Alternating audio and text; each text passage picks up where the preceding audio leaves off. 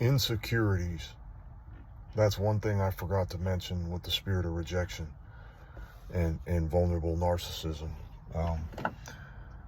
Insecurities and how insecurities develop, and that's the demonic will take humans that are raising somebody that's young and needle that youth, whoever the youth is, in an abusive way. I'll give you an example of what I saw.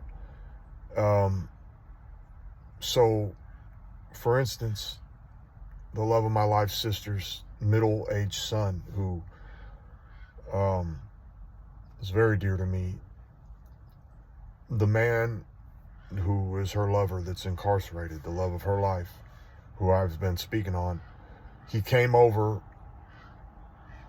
to do some work at the house one day, and her middle-aged son was watching him do this work, and he verbally attacked the young man and said, "You're just a loser, you're no good, you're not going to amount to anything, you're this, you're that."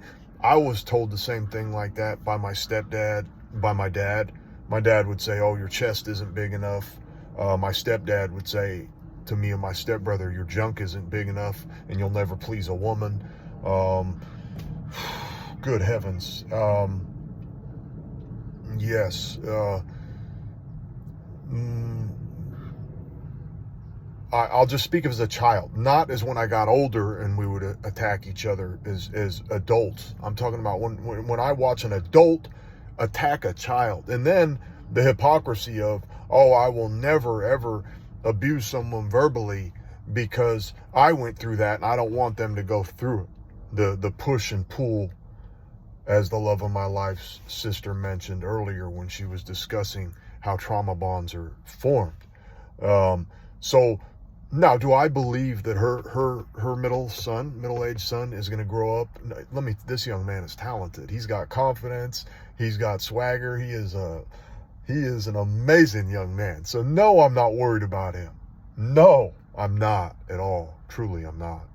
He is, but I'm speaking about me. I grew up very insecure, and then when I found my addiction when I was 18, while all my friends were going to the clubs and doing what normal people do, I went and indulged in my addiction and isolated myself. And then in my mind, I'm thinking I'm a loser and I'm never going to amount to anything. And this is before I meet my ex-wife, who, that marriage helped me protect me from myself and help me abstain from my addiction while I was with her. She said, "You're either going to give up that addiction or you're going to lose me." And I didn't want to kill myself with the addiction. I didn't want her, which is terrible.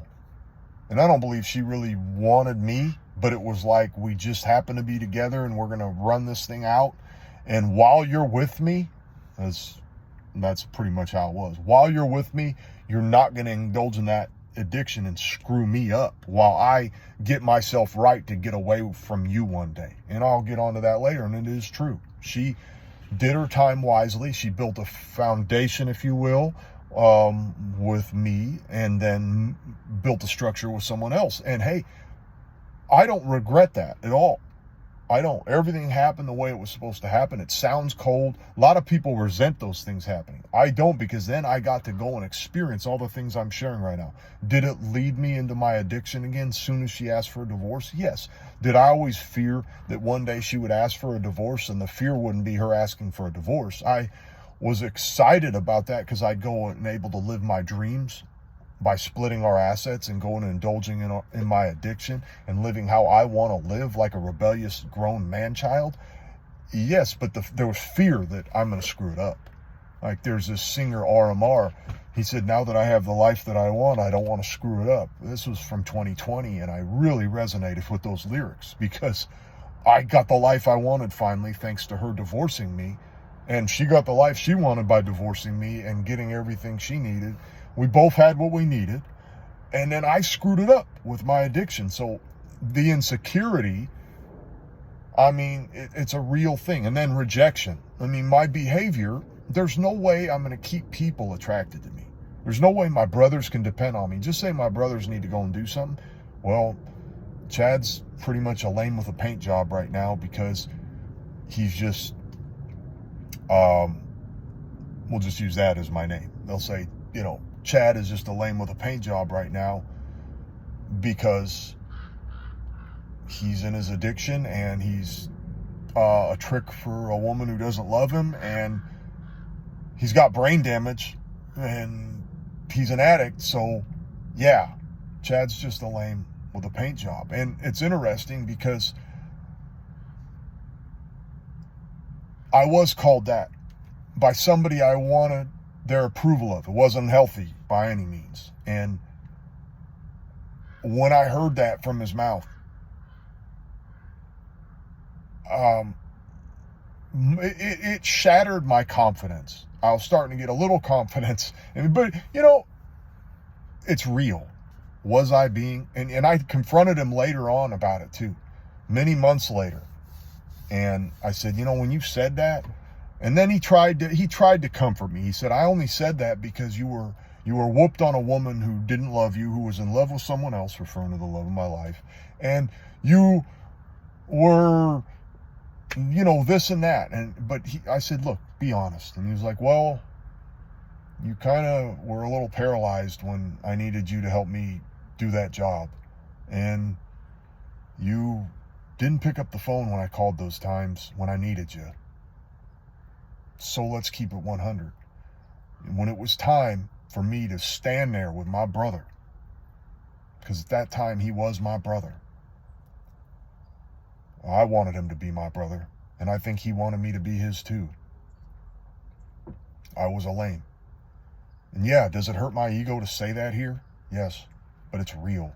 When the love of my life needed me to stand up and stand firm and not take her personally and just be calm in her presence, and all I brought was toxic negative energy and fear, the fear that I'm going to lose her to another man, and insecurities that I don't measure up to the other men in her DMs that keep hammering her and the men at her work.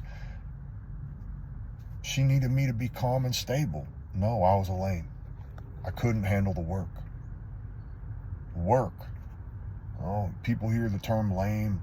People hear that they think certain things. No, there's so many different, just like with rape, there's so many aspects. There's psychological rape. There's emotional rape. There's spiritual rape. It doesn't have to be physical. Manipulation, intimidation, domination, witchcraft. There are so many ways, and we hurt each other so bad. But I'm talking about insecurities from a child, how I witnessed it through a young man that I consider my nephew.